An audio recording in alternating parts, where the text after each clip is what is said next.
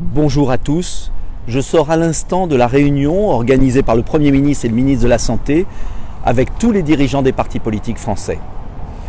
J'aimerais vous dire que ça va bien, qu'il y a une mobilisation, qu'on va y arriver.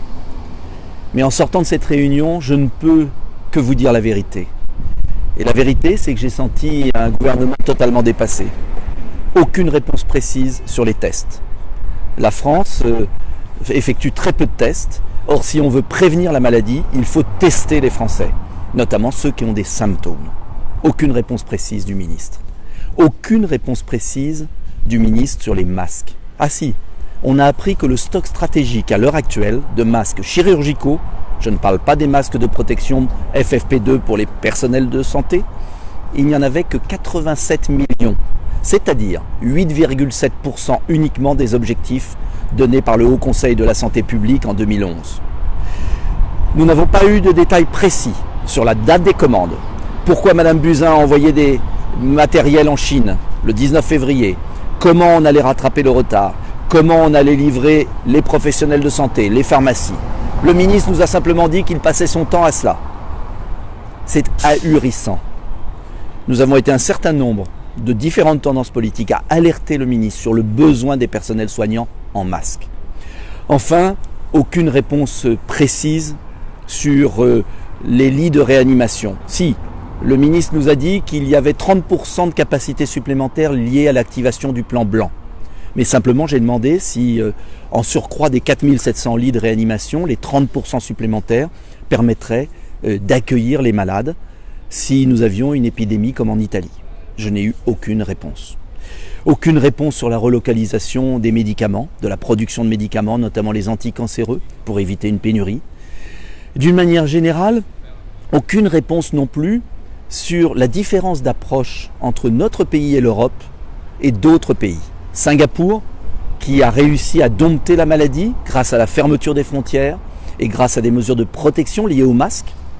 Les États-Unis, qui aujourd'hui décident de fermer leurs frontières avec l'Europe.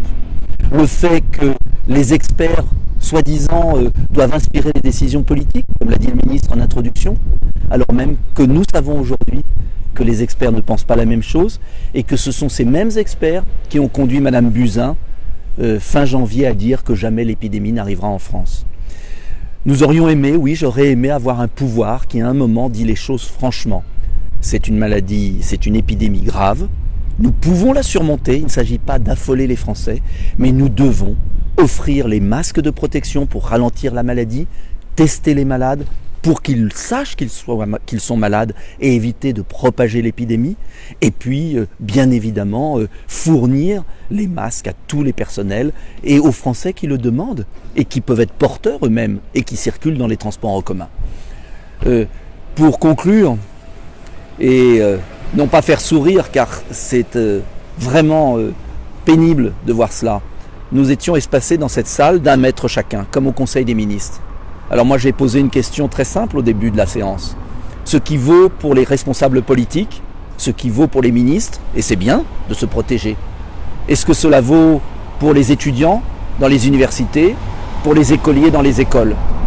Je ne demande pas le confinement général aujourd'hui, mais je dis que des mesures de précaution doivent être prises en espaçant les élèves dans les salles de classe ou dans les universités.